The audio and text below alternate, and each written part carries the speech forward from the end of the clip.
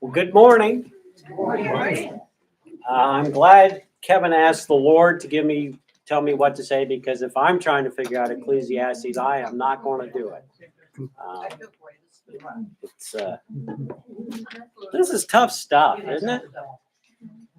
At least for most of us, it is. Anybody go to the Oak and Bucket game yesterday? You might see that. See, I think Purdue fans they're just so cute that they get so excited about beating a football power like Indiana. I had to say that. All right. Of course, my team lost too, so I shouldn't say that. We are going to finish up chapter 9 in Ecclesiastes today, and then do chapter 10 and part of chapter 11. Next week, we'll finish up Ecclesiastes, and maybe by then I'll have some words of wisdom to sum it all up. Who knows? Maybe it'll just kind of fade away and we can forget about it and not have to deal with it again. I don't know. Such confidence here. All right, chapter 9, verse 13 to the end. I'll just read this and then we'll get into some discussion. I also saw under the sun this example of wisdom that greatly impressed me. There was once a small city with only a few people in it, and a powerful king came against it, surrounded it, and built huge siege works against it. Now there lived in that city a man poor but wise, and he saved the city by his wisdom. But nobody remembered that poor man.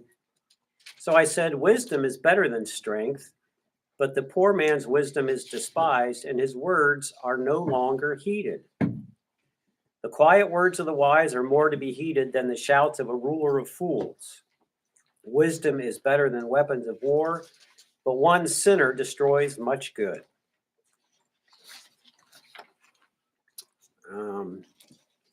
So when Solomon kicks this off, he says, I saw under the sun this example of wisdom that greatly impressed me. What specifically was he impressed by? And what by impressed does he means he thought it was a great thing, or it made an impression on him? It was a memorable thing to him, whether it was because it was something good happened, or it was something that really he didn't like that it happened, but it made an impression in that he remembers it. I kind of think it made an impression on him because here this man, this wise man, saves a city and nobody remembers it. What's so great about that? And as we go through this, you think about, you apply these things to your own life, to our own lives. And we've talked a lot already about, Solomon he's kind of warning us all, it's all meaningless. Everything under the sun is just a chasing after the wind. Is this just one more example that you can save your own city and nobody even remembers who you are? It's just, that's just such a cheery thing to start your day with. Now we can only hope, but who does remember who we are? I mean, we can only hope that, he was one of God's faithful, right? This man who saved the city, God at least will remember, right? His name is written on God's scroll.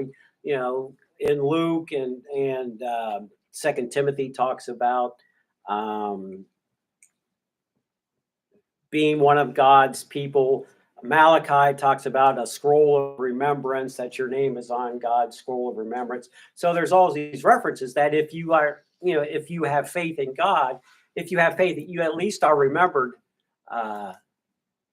through eternity by God. But if you don't have that, then there's just nothing there, which again, maybe is Solomon's point. It's just, we're chasing after the wind. Now, if you look on the back of your handout, another thing that's really striking me about Ecclesiastes is how different the different translations are. And it seems like sometimes they're saying completely different things from each other. On the back, the NIV, which I read, verse 13, I saw under the sun this example of wisdom that greatly impressed me. The Contemporary English Version says, I saw what people really think of wisdom, apparently not much. And it made an impression on me in the sense that it impressed me that nobody remembered this poor man. And then the Good News translation, something else I saw, a good example of how wisdom is regarded in this world, which according to Solomon is not very highly. Does any of this even matter? Should any of this even matter to us? I mean, isn't wisdom its own reward? Shouldn't we all want to be wise just for its own sake? And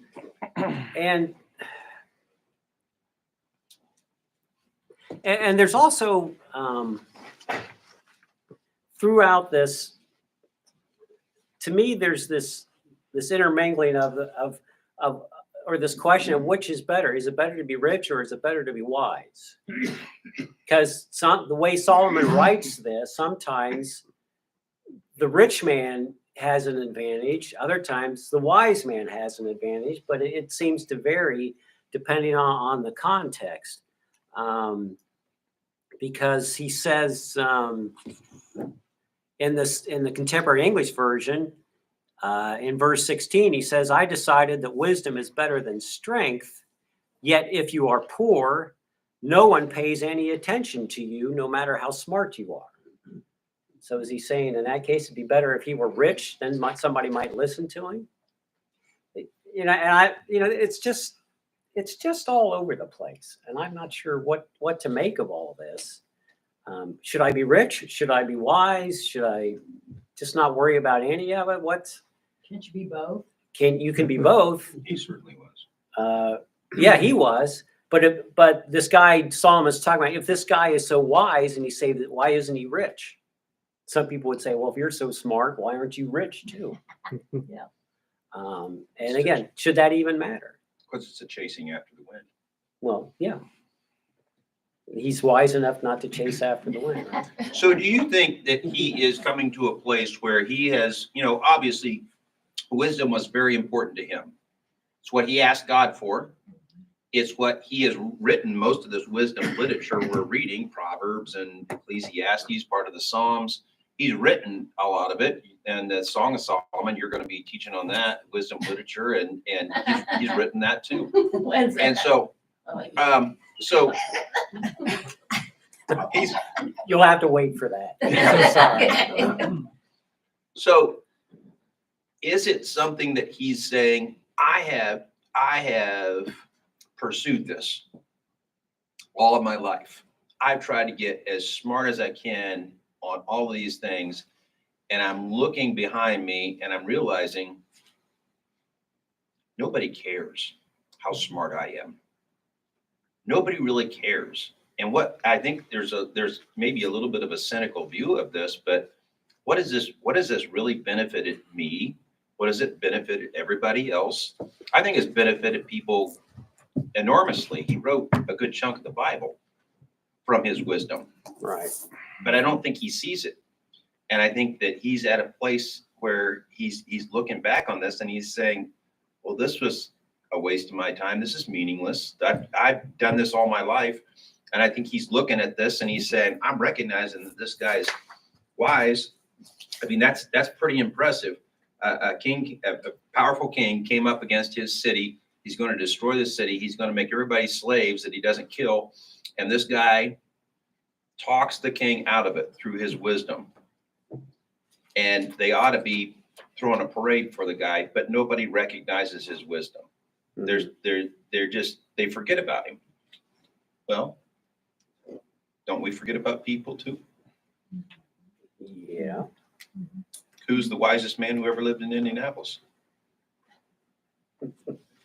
We'd be hard pressed to know. That's a good question. Was Solomon happy, do you think, when he wrote this? Was he a happy guy? Was he content with his life? Was he satisfied with the way things had gone in his life? No. You don't think so? I don't think so either. Okay, That's a choice. I'm sorry? That's a choice. Right. He was wise and he was wealthy. He can either say things are wonderful, or he can be in despair. It's his choice. Mhm. And So- if he was so wise, why didn't he choose to be happy? Why didn't he employ his wisdom? King of Sunday school right there. Why didn't he choose? That's the question. Okay, let's build on that. Let's compare and contrast, class, Job with Solomon. Remember all the terrible things that happened to Job. Perspective. Yeah. But Job said, when his wife tells Job, "Oh, just go ahead and curse God and die," Job says, what? I'm going to take the good, but not the bad. I mean, Job, he's not overjoyed at his predicament, Right. but he doesn't come off as despondent, maybe, to me, as Trusted Solomon God. does. I'm sorry? He trusted God. Yeah. Yep. And part of, I think, where I'm going to end up next week is going to look at, I mean, doesn't the book of Job kind of end up, can't we say it ends up the same place as Solomon seems to be ending up with Ecclesiastes? Who knows the mind of God? Good things happen, bad things happen. We don't know which is better, wisdom or riches or what. Who knows where it all ends up? But who are we, any of us, to question the way God has things work out? Did you? I was going to say what I've said several times before, but I keep thinking it applies. There is a God and it's not me. And I mean, obviously Job was shown that. Were you here when? Were you there when? All of these questions the Lord kind of asked him. And then in Ecclesiastes, kind of life is good, bad. It's messed up a lot of times. It's confusing sometimes. But God puts it all in perspective and is the only one that can. And the only one that can control. I think a large part of this too, I hear, a lot of people want to control the ability to, when you're going to die, if you're going to die, have control over all of that. And you can't. And that causes, I think, a lot of frustration and angst. And who's dying and when they're dying. And the only one that has control over that is God. So maybe part of Solomon's problem is he says, I'm so smart. Why can't I figure this out? Mhm. He's still relying, even at the end of all this, is he's still relying on himself to figure this all out instead of just saying, I can't do it. Well, of course, I'm studying ahead because I'm going to be teaching in a couple of weeks. But I know kind of where he was, and I think it's kind of in relationship. But he, at least for quite a while, he walked pretty far from God. Mhm. And so, what points he was writing this exactly, I need to look more at that. But yeah, So is that true wisdom? Bless you. Thank you. Sorry. If you- Well,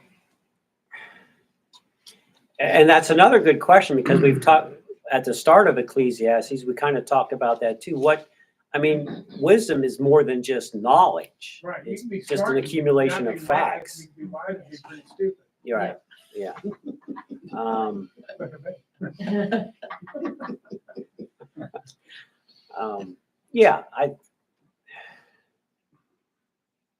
Yeah, I think they're probably everybody's got their own definition probably of what wisdom means to them. But I guess, I mean, in the sense here, I mean, wisdom really part of it would have to be what? Admitting that God is the one in control, not me. That just accepting that there are things that are beyond our understanding, or beyond what we maybe even need to worry about. That it's just not going to happen. Maybe that's a big part of wisdom. But at the same time, in Proverbs, he tells, especially his sons, time and time and time again, seek wisdom. Seek wisdom, seek wisdom, seek wisdom. The fear of the Lord is the beginning of wisdom. He wrote Right. that, Right. And so he is still pushing, at least from Proverbs standpoint, this idea of you need to really seek out wisdom. Godly wisdom is of great value in your life. It's going to guide you in the right way. You're going to come into situations where it's going to look enticing to do this or do that. You've got to go the route of wisdom, regardless of how you feel about it in the moment. So he's really, really pushing the whole wisdom thing. Here, I think he's cynical towards all of it. Yeah. It's like two different people are writing those two books. It is. Yeah. I don't know. Question. Does anyone, I don't know the answer to this, but do you think when they were looking at these scriptures, what goes in the Bible exactly, do you think there was some discussion about Ecclesiastes may or, may not? I could imagine there would be a lot of people who would say.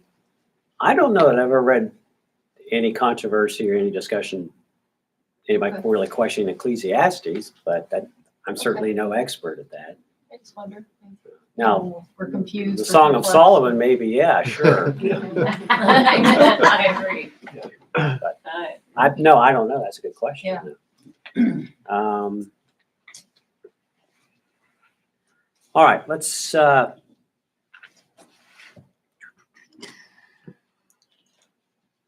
One other thing I wanted to point out again, just because about the differences in the translations in the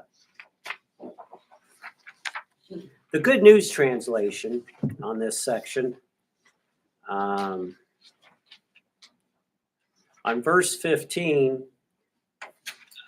Solomon says, someone lived there, meaning the town that was besieged by this powerful king. Someone lived there who was poor, but so clever, he could have saved the town. But no one thought about him. So in this version, he doesn't even get to show how wise he is. He gets totally ignored, which again is just kind of an interesting twist on the whole differences in the translation thing. I've always said wisdom is better than strength, but no one thinks of the poor as wise or pays any attention to what they say. So I don't know. All right, let's move on to chapter 10. And in one sense, chapter 10, a lot of it reads to me like it's from Proverbs. A lot of what Solomon has to say here, but he has some other interesting things there to say. Chapter 10, as dead flies give perfume a bad smell, so a little folly outweighs wisdom and honor. I don't know if that's the origin of the phrase, talking about a fly in the ointment. Maybe it is. Ointment, perfume, whatever word you want to use.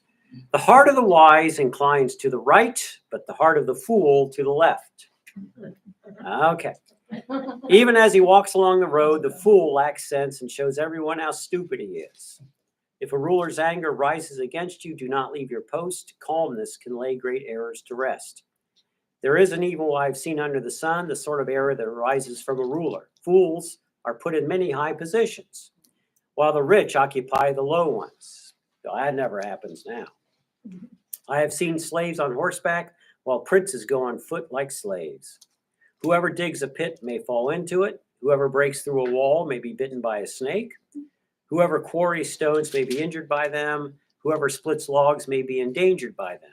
If the axe is dull and its edge unsharpened, More strength is needed, but skill will bring success.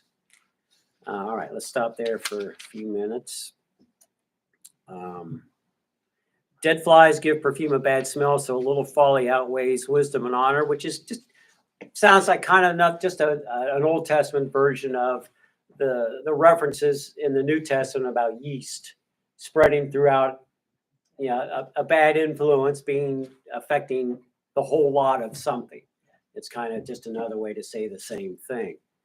An interesting thing about the reference to dead flies, one commentator I saw said the original Hebrew can be interpreted to mean not just flies that are dead, but flies that are poisonous or some kind of poisonous insect that causes death. Yeah, it's just an interesting note that there's a difference even in that on exactly what that might mean. Then the heart of the wise inclines to the right, but the heart of the fool to the left. In Latin, left is sinister, is the word for left in Latin, which is where we get the word sinister and all its derivatives. Dexter is the Latin for right. So if you're dexterous, you're skilled. You can use your right hand is better than your left hand. It also has to do with why you eat with your right hand and you do other things with your left hand. In almost all culture, and I've read up on this, most cultures, the right hand is considered the better hand. Maybe because most people were right-handed. It's just the way people think. But Considered the right hand of God. right, right. So when he says the fool inclines to the left, he's not making a political. It's not a political comment. Just make that clear. Maybe not. You can make of that what you want. And then again, we want to bring this up to how it might apply to us when he says in verse 4, if a ruler's anger rises against you, do not leave your post. Calmness can lay great offenses to rest. Let's read that as if your boss is mad at you, or if your wife or your husband is mad at you. If somebody's mad at you, maybe the best course, and this is where we sound like Proverbs, what's the best course? Sometimes just to be patient, just to wait it out. Let the boss's anger subside or whoever's anger subside, and maybe things will just kind of blow over.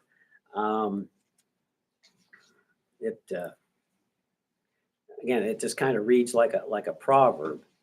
He also doesn't say, it's interesting to me, he doesn't say why the person's mad.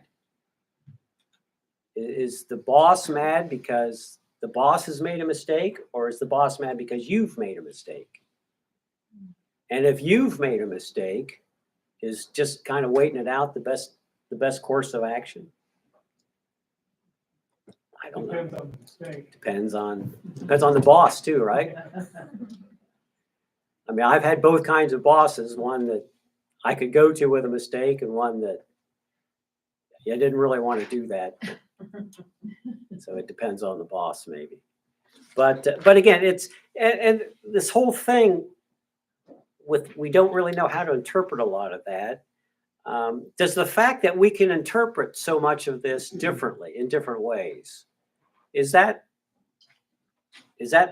mean it's kind of a flawed text, or does it make it that much better that it can be so applicable in so many ways? Does that actually make it better that we can take it and apply it to so many different ways?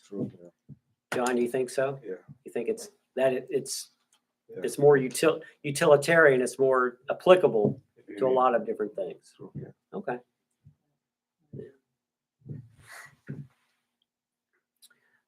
Even as fools walk along the road, they lack sense and show everyone how stupid they are. Okay. Which, I don't know, anybody's going to argue with that. Some people are just foolish. They do stupid things, they do foolish things, they make bad choices. And once you're out and about in the world, we all see plenty of examples of that, I think. And then in verse 6, here's another rich or wise thing. Verse 6, he says, fools are put in many high positions, while the rich occupy the low ones. He doesn't say fools are high, the wise are low. He says fools are high, the rich are low. I don't know. To me, I would write that as, the fools and the wise, not the fools and the rich. Or rich in spirit. I don't know. There seems to be this equation of rich with wise, or rich is good. Rich is rich is good. I would say it's not. But why would he say that? I don't know. He's both. And maybe he just doesn't have the perspective we all have. If you've grown up wise and rich, you just assume that, well, I'm wise and rich, so the rich are wise. But what Could is be. rich? Rich is relative. Of course, I wish I had rich relatives.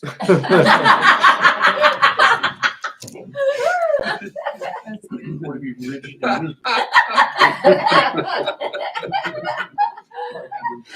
First they say money isn't everything until you don't have it. Until you have none. Right? Exactly It's right. true. Yeah, and actually, we're getting to that here in a few minutes. All right, verse 7. I've seen slaves on horseback while princes go on foot like slaves. Now, Solomon says that as if it's a bad thing. Who would say that that's not necessarily a bad thing? Who tells us a slave would not say that's a bad thing? But who came to be a servant? Who came not to be a master, but to be a servant? I think that what is referring here, when you talk about the rich people here, from my understanding, is of people who receive God, people who know God. Okay. But what happened now, for some reason, in this our world now, a believer, we see that they are in the bottom. People, a fool who don't know God, they are the one who lead our country, who lead our life. So I think that as a Christian, we need to claim our position. If we don't claim our position, we're still going to be lead for crazy people who make bad decisions to affect the world. Like when you go to the Congress now, we go to the White House, how many Christians are there to make bad decisions? Mm-hmm. So I believe that that's what he's referring to, that we don't have to be, even if you are Christian, you are like a servant, that we need to claim our position to go back to where we are in Christ. Yeah, right. Yeah, let everybody know. Make it known that you are where you are. Yeah. Good. Verse 8, whoever digs a pit may fall into it. Whoever breaks through a wall may be bitten by a snake. Whoever quarries stones may be injured by them. Whoever splits logs may be endangered by them.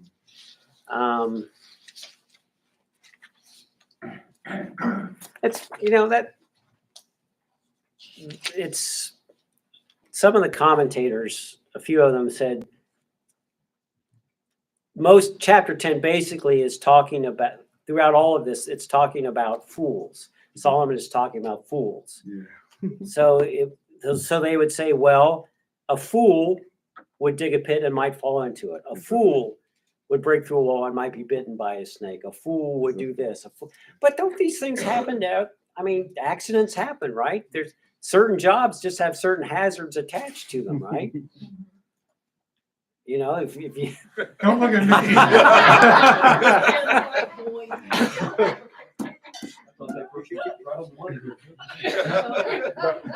sorry, Tim. But it happens, but it doesn't happen all the time. Right. But if you are a fool, your end will be good. No? If you are a fool, no matter how smart you are, at the end your life is gonna be miserable before you die. If you take always wrong decision, your life, that's why he is referring right here. No? Yeah. Serpent, it comes to bite you. Everything you are doing, that will come back, to you after you pass. So No matter how no matter how Bad you are- things are going to happen. Yeah, bad thing, Yeah. bad thing, no? Yeah. Yeah. Yeah, I don't know that I would agree with the ones, the commentators I read that said this is talking just about fools. I think bad things happen to everybody. Rain falls on the just and the Yeah, unjust. right. Uh-huh. Right. The foolish people, more bad things. More happen. often than not, right. But, yeah, but what, if you think about him applying wisdom, and I'll give you a quick example. My son-in-law was just telling me this. They had some work done at their house and he had a plumber in, and you hire a plumber because a plumber knows what they're doing, right? They're licensed, they understand everything. And he, instead of cutting the pipe that he thought he was cutting into, he cut into the main, which means you got no shut off now. So you just got water gushing in. And so you can call the water company and say, hey, we need somebody out here to turn off the water, and that might take a few days. So that's the sort of thing that I think maybe he's referring to here is you wisdom would say, you got to know what you're doing first. And before you break into that wall, you need to understand that Exactly. sometimes snakes get in the walls, and we might want to check for snakes before we break that wall down. And a fool would just rush in and say, nah, come on, let's not worry about that. Let's break into the wall and get bitten by the snake. I agree with you. Yeah.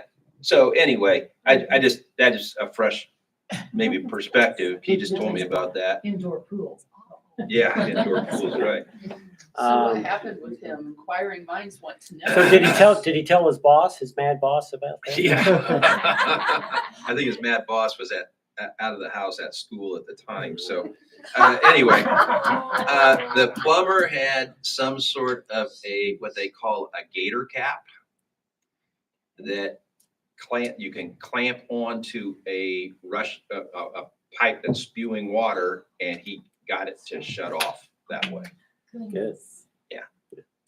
Measure But you'd twice- think you would know which Measure is the twice, main, cut which isn't. once, right. Yeah. There should be a shut off at the meter. Where you use the water meter, yeah. The water company. He cut above the valve.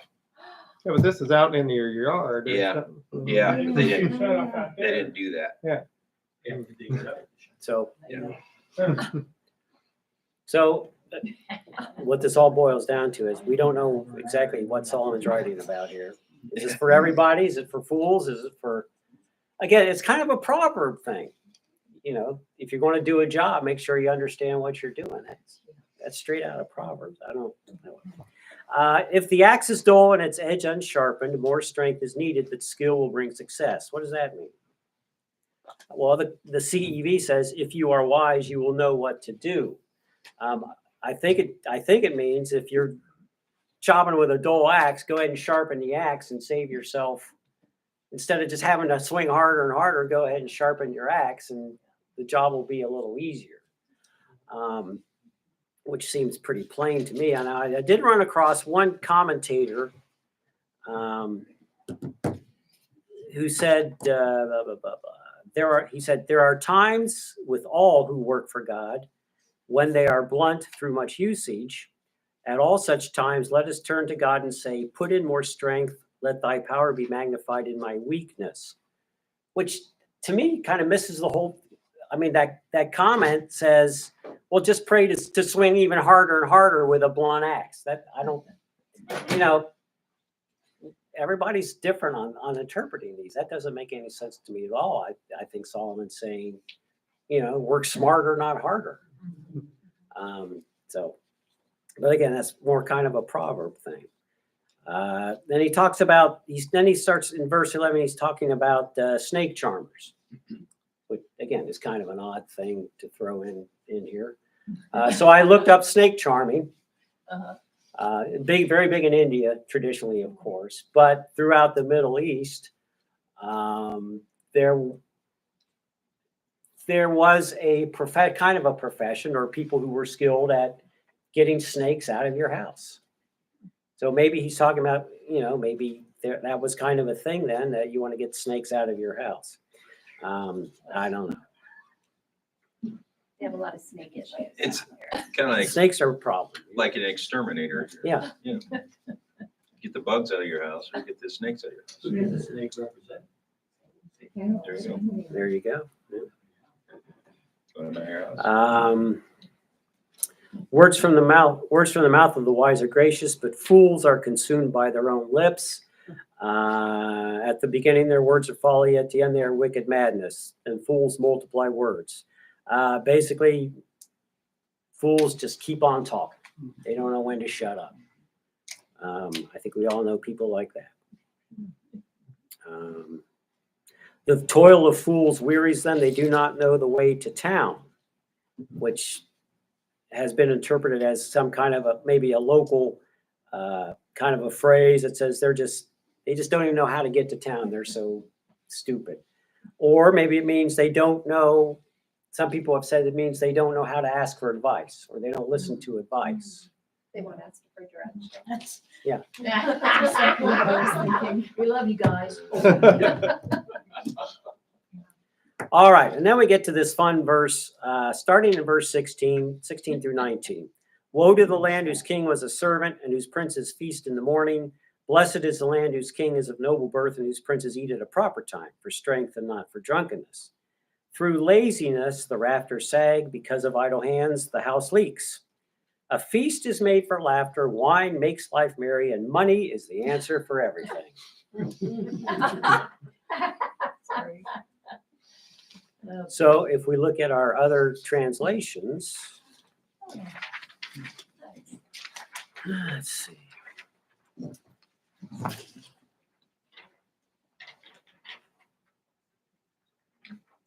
The CEV, eating and drinking make you feel happy, and money can buy everything you need. The Good News translation, feasting makes you happy and wine cheers you up, but you can't have either without money. So again, we don't know. Is Solomon, when he says money is the answer to everything, is he just talking about money is all you need for feasting and drinking wine? Or is he applying it to life in general? Don't know.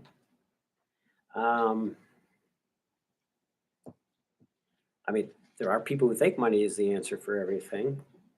Or is he saying this is what fools think? This is what the unwise think.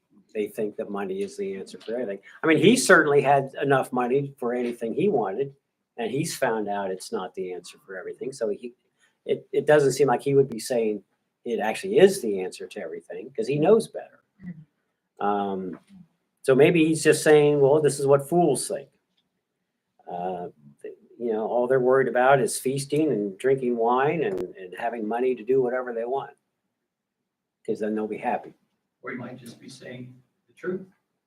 You can't feast or drink without money. Yeah, or it could be that he's only talking about that. We don't. Again, it's open to so many interpretations. Pick whichever one applies to you and whichever one you think you agree with. So it's frustrating. But it's also interesting. He talks about verse 17. Blessed is the land whose king is of noble birth and whose princes eat at a proper time.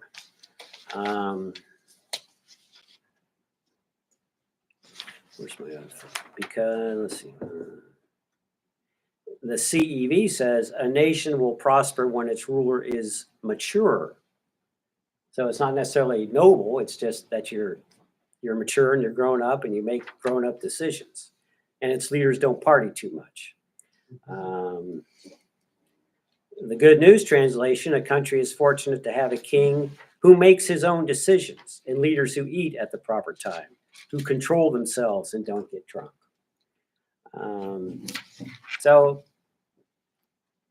Again, part of this may just be cultural, that Solomon's writing at a time when we didn't have presidents and governors and that sort of thing. There were kings.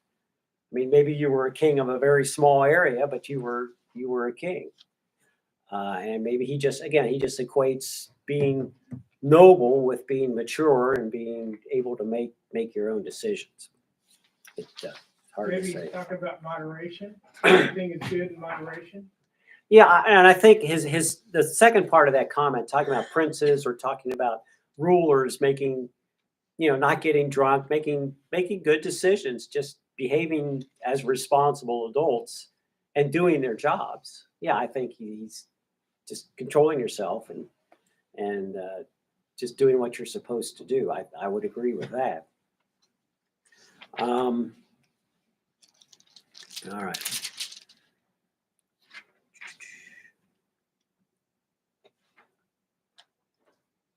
All right.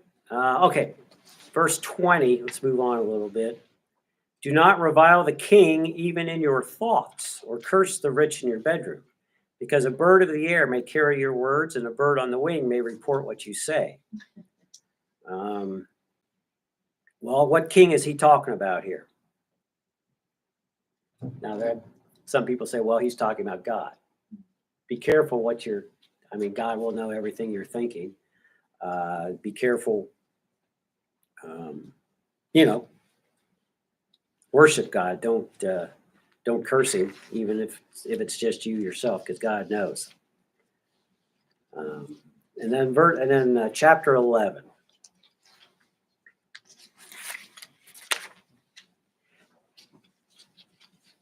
Cast your bread upon the waters, for after many days you will find it again. Give portions to 7, yes, to 8, for you do not know what disaster may come upon the land. If clouds are full of water, they pour rain upon the earth. Whether a tree falls to the south or to the north, in the place where it falls, there will it lie. Whoever watches the wind will not plant. Whoever looks at the clouds will not reap. As you do not know the path of the wind or how the body is formed in a mother's womb, so you cannot understand the work of God, the maker of all things. Sow your seed in the morning and at evening. Let not your hands be idle, for you do not know which will succeed, whether this or that, or whether both will do equally well. So there, in the space of 6 verses, Solomon says 4 times, you don't know or you don't understand. So maybe he's starting to maybe get to the point of all of this. You don't know what disaster may come. You don't know the path of the wind. You cannot understand the work of God. You do not know which will succeed. And then we're back to what exactly he means at the start of chapter 11. One version says, cast your bread upon the waters, for after many days you will find it again. The CEV says, be generous and someday you will be rewarded. The Good News translation says, invest your money in foreign trade and one of these days you will make a profit. Well, that's a wide spectrum of interpretations there.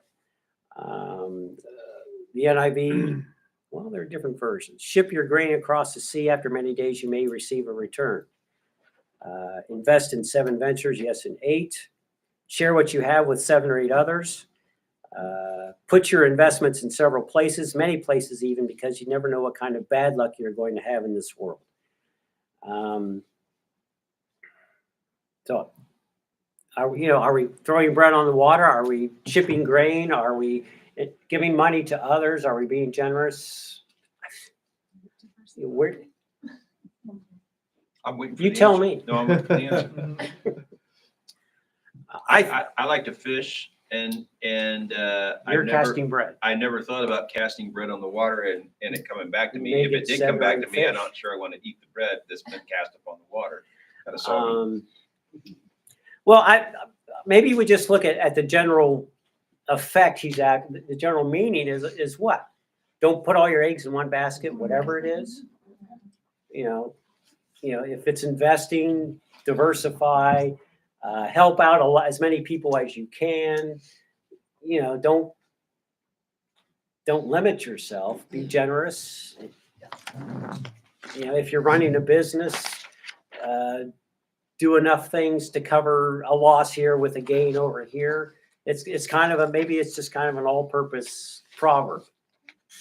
It applies to everything.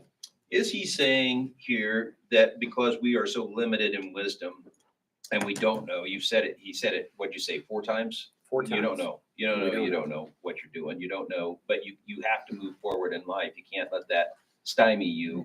So go ahead and cast your bread on the water. which really makes no sense. Why in the world would you ever throw bread in the water? But he's basically, I think, saying, move ahead with life. Don't get stuck. Watching the clouds. You'll never plant. Figuring out if it's going to rain or not. You'll never reap. So move ahead with your life. You might experience great success. You might experience disaster. You don't know, but you need to move ahead with life. Is that what he's saying? I think so. I think that's a good way to put it. I think he's kind of saying, whatever you're doing, do it several different ways. You don't know how it's all going to work out. So, kind of, cover your losses or insure yourself against losing everything at once. If you wait for perfect weather to plant, you may never plant. So go ahead and take a risk, plant when you can. Maybe the weather's bad and your seeds get washed away, but if you don't do it sometime, you'll never get anything planted.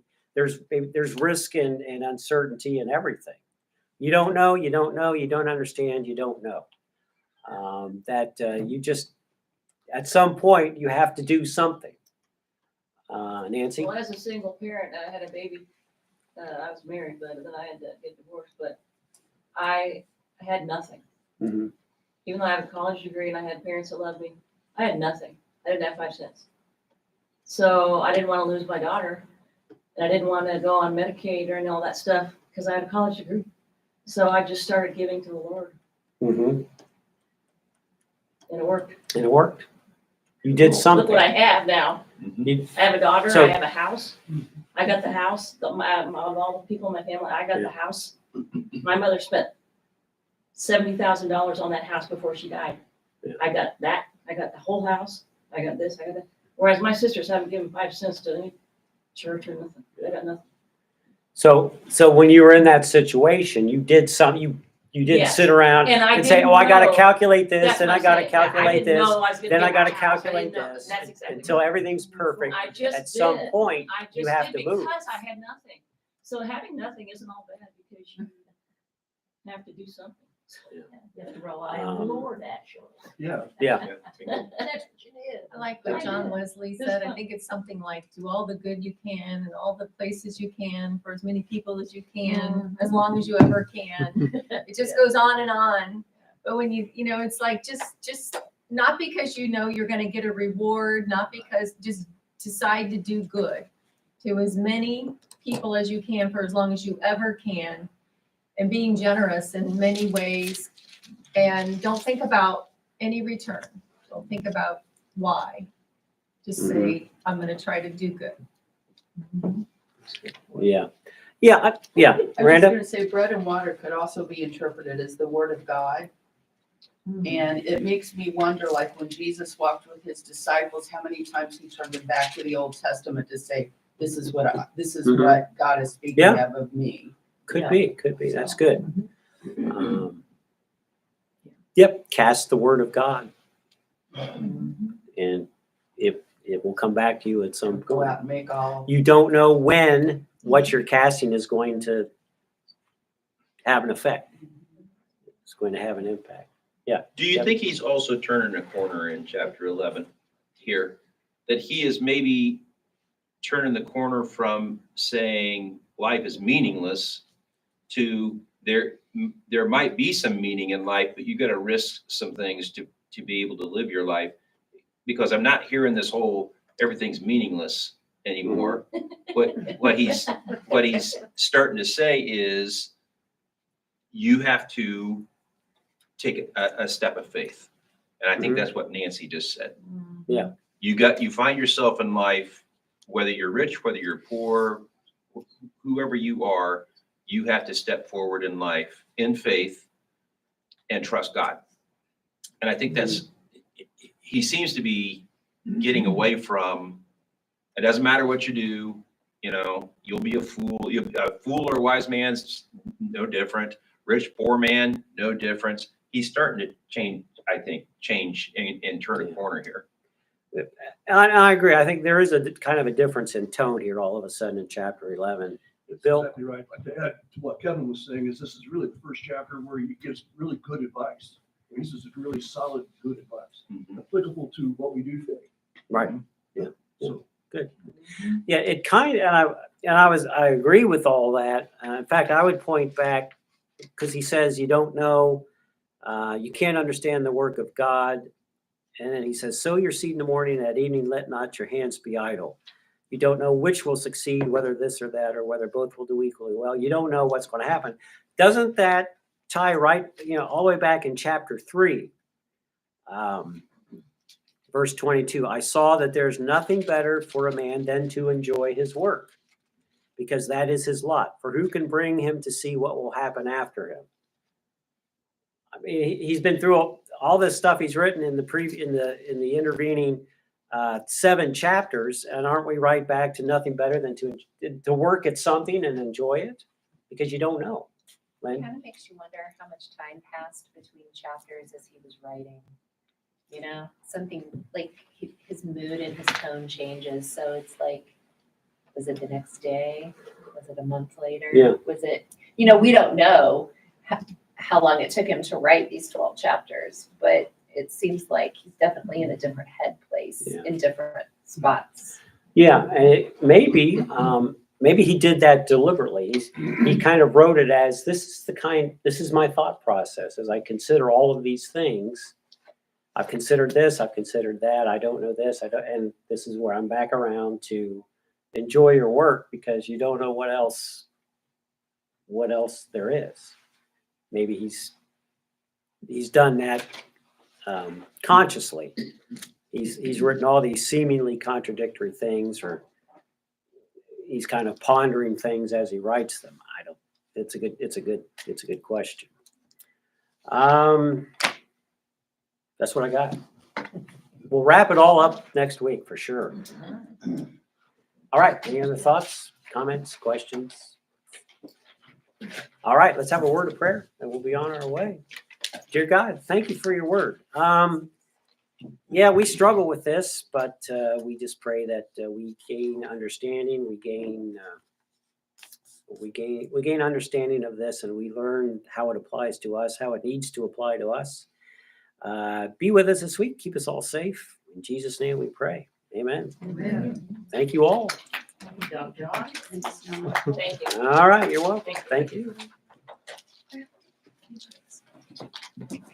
I learned how to do my work, but that's pretty much all I have. I do this like a bike. It's like it's like really what do I have? I have, you have your dog, you have, you guys enjoy it. That